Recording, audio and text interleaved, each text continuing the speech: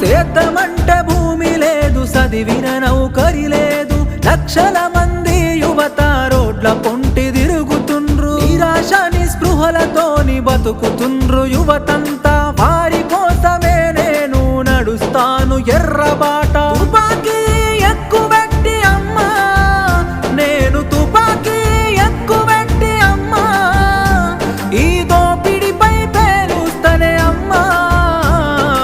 అమ్మా పొరుబాటలోనే నడుస్తనే పేదల కోసం, తిరిగి వస్తానని ఎదురు చూడకమ్మ నా కోసం. కలో గంజో దాగి మనం కాలమెల్లదీద్దాము, అందరి కోసం నీవు ఆరాట పడబోకు.